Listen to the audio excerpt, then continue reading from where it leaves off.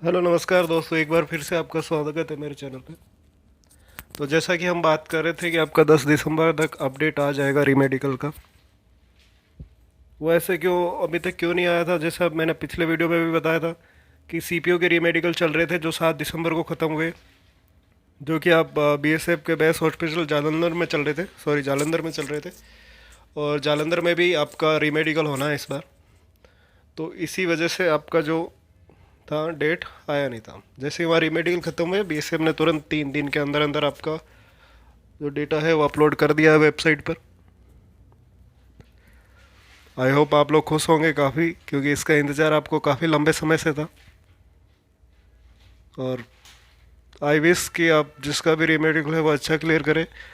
और जो भी मेरे भाई लोग हैं जो मेडिकली फिट है और इस रीमेडिकल की वजह से अटके पड़े थे या लटके पड़े थे फाइनल मेरिट लिस्ट आने में और अपनी ज्वाइनिंग लेने में, उनको भी ये जानकर काफ़ी खुशी हुई होगी कि रीमेडिकल आ गया है और ये रीमेडिकल होते ही उनको ज्वाइनिंग मिल जाएगी।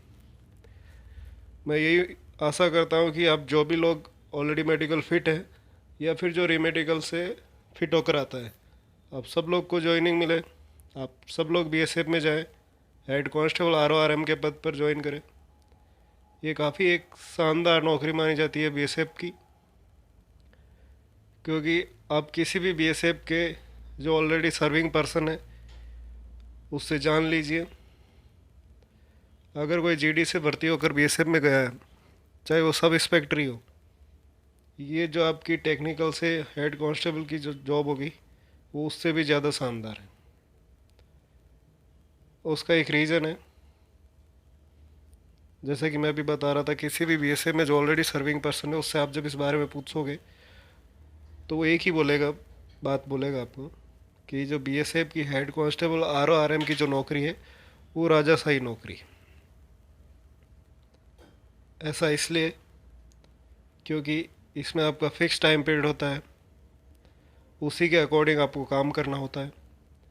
एक टाइप से ऑफिशियल जॉब कह सकते हैं। आपका फिक्स ऑफिस सेंटर होता है, वर्क स्टेशन होता है कि आपको वहीं जाके काम करना है। ऐसा नहीं कि जनरल ड्यूटी की तरह आपको बंदूक ले जाकर खड़ा कर दिया जाएगा गेट पर और 8 घंटे तक लगातार आपको वहीं पे खड़ा रहना होगा। ये इस प्रकार का जॉब नहीं है। इसमें आपको आराम से पूरा टाइम मिलता है कि आप दूसरे भी कार्य कर पाए। तो आप निश्चित वेट कीजिए। और कैटेगरी मैंने अपडेट कर दी है, वीडियो डाला है, आप आई होप आपने देखा होगा। और कोई भी डाउट हो इस रीमेडिकल से या फाइनल मेरिट जो आएगी उससे संबंधित, आप कमेंट बॉक्स में पूछिए। आपकी हर डाउट को लेकर मैं आपका डाउट है वो क्लियर करूँगा। जो मेडिकल कैटेगरी है उसके बारे में मैंने बता दिया एबीसी। अगर किसी ने नहीं देखा तो फिर से बता देता हूँ। जो आपका ए कैटेगरी है वो है आंखों से रिलेटेड। आंख का आपका कोई भी पॉइंट बनाओ, चाहे छोटे से लेकर बड़ा पॉइंट, वो सभी ए कैटेगरी में आएगा। अब बी कैटेगरी वाले वो होते हैं जिसका एक पॉइंट तो होता है आंख से रिलेटेड और दूसरे कुछ अन्य पॉइंट होते हैं, वो बी कैटेगरी में आते हैं। मतलब मान लीजिए आपके आंख का भी पॉइंट है और आपके डेंटल का भी पॉइंट है, आपके हो सकता है आपका कोई फ्लैट फुट का पॉइंट हो, कोई कैरी एंगल का पॉइंट हो, नौकनी का पॉइंट हो, या फिर वेरिकोज वेन का पॉइंट हो और आंख का भी पॉइंट हो। तो आंख के साथ साथ अगर कोई दूसरे पॉइंट है तो वो आपका आता है बी में, बी कैटेगरी में। अब जो सी कैटेगरी वाले हैं वो कौन है? सी कैटेगरी वाले वो लोग हैं जिनका आंख का पॉइंट नहीं है और दूसरा कोई भी पॉइंट है, एक एक है, दो है, जितने भी पॉइंट है, बट आंख का पॉइंट नहीं है उनका, आइज़ का कोई पॉइंट नहीं है उनके, वो लोग हैं सी कैटेगरी में। अब यहाँ जो सबसे ज़्यादा चांसेस होते हैं ना क्लियर होने के, बाय फ्रेंक आपको बता दूँ, सबसे ज़्यादा चांसेस होते हैं सी कैटेगरी वाले, क्योंकि उसके या तो एक या दो पॉइंट होते हैं जो टूटने वाले होते हैं, मेरे कहने का मतलब है। तो वो लोग आते हैं सी कैटेगरी में, उनके पॉइंट टूटने की आशंका ज़्यादा रहती है। और जो बी कैटेगरी वाले हैं उसके सबसे ज़्यादा दिक्कत है, क्योंकि उसके आंख का पॉइंट तो है ही है, उसके अलावा और कोई 2-3 पॉइंट होते हैं। तो कम से कम मान लीजिए 2 पॉइंट तो लेके चल रहा है, तो अगर एक पॉइंट टूट भी जाता है तो दूसरा पॉइंट टूटने में दिक्कत रहती है। और ए कैटेगरी वाले आँख वाले, उनका पॉइंट टूटने में भी काफ़ी समस्या होती है, क्योंकि आँख की बीमारी एक ऐसी बीमारी आजकल तो फिर भी लेज़र करा के लोग चले जाते हैं और क्लियर कर देते हैं रेमेडिकल। बट हाँ, अगर लेज़र करा कर भी जाओगे तो जब आँख का पॉइंट है तो वो अच्छे से चेक करते हैं और लगभग उनको पता चल ही जाता है कि आप लेज़र करवा के आए, लेकिन वो कोई दिक्कत क्रिएट नहीं करेंगे। बट हाँ, आपको किसी को भी बताना नहीं है उसको जाकर के, हाँ सर मैं लेज़र करवा के आया हूँ, क्योंकि ये सब इलीगल होता है, लीगल नहीं होता है।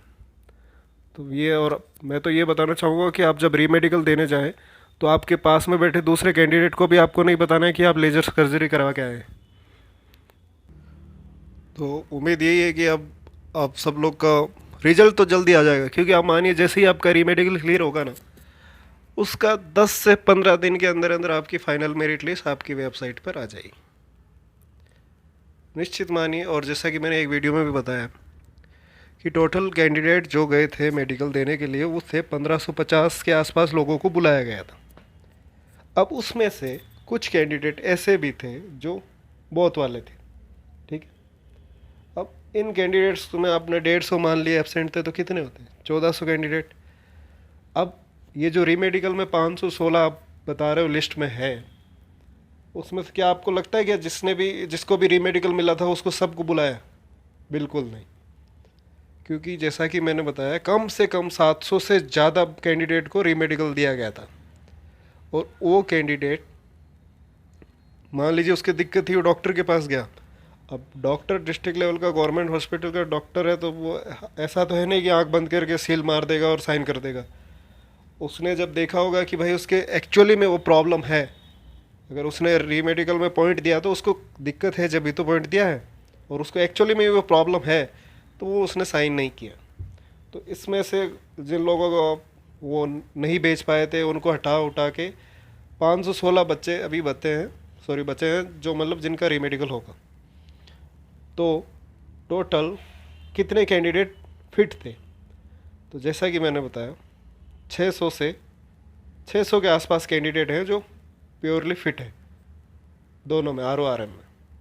अब इनके साथ 516 में से मैक्स टू मैक्स 300 कैंडिडेट, ज़्यादा से ज़्यादा 300 कैंडिडेट इसको ज्वाइन करेंगे। अब जैसा कि कैंडिडेट्स ने भी बताया और मैंने भी देखा है कि जो ज़्यादातर रीमेडिकल मिला ना, वो जनरल और OBC कैटेगरी वाले। मान लीजिए जो एक्स्ट्रा OBC कैटेगरी वाले या जनरल कैटेगरी वाले हो रहे थे ना, वो बाहर हो जाएंगे। तो अब इससे ये फ़ायदा आपको ये मिलेगा कि जो टेंशन में थे, जो बाउंड्री लाइन के आसपास थे, जिनका पेपर इतना अच्छा नहीं हुआ था और अभी मेडिकली फिट है, तो उनके लिए फ़ायदे वाली बात है। फ़ायदे वाली बात इस प्रकार से है क्योंकि उनके पास होने के चांसेस अब ज़्यादा है, क्योंकि जो रीमेडिकल में है, रीमेडिकल में श्योर है सारे पास होंगे नहीं। और जो जनरल OBC वाले 450 के आसपास बच्चे हैं, उसमें से मान लीजिए 200 बच्चे भी फेल होते हैं, 200 तो हो ही जाएंगे आराम से। 200 बच्चे भी अगर फेल होते हैं तो जो कंपटीशन बढ़ रहा था वो इतना नहीं रहेगा। तो इस वीडियो में मैं इतना ही बताना चाहूँगा। और भी कोई डाउट है आपका तो आप कमेंट सेक्शन में पूछ लेना, मैं आपको क्लियर कर दूँगा। प्लीज़ चैनल पे नए हैं तो सब्सक्राइब कर दीजिए। BSF SC RORM से रिलेटेड कोई भी जानकारी पाने के लिए, आपकी जब तक मेरिट नहीं आ जाती, जब तक आपकी ज्वाइनिंग नहीं आ जाती, हर जानकारी आपको देते रहेंगे। और मैंने पहले भी कहा था कि 10 दिसंबर तक आपका आ जाएगा, क्योंकि 7 दिसंबर तक CPO का रीमेडिकल चल रहा था, इस वजह से नहीं आ पाया। तो ऐसा नहीं है कि मैंने आपको फेक जानकारी दी, मैंने सही जानकारी दी है। तो और भी सही जानकारी अगर आपको चाहिए तो प्लीज़ चैनल पर बने रहिए, सब्सक्राइब कर दीजिए, बेल आइकन प्रेस कर दीजिए, जिससे आपको जानकारी तुरंत मिल जाए। Thank you for watching this video. Have a nice day. जय हिंद, जय भारत।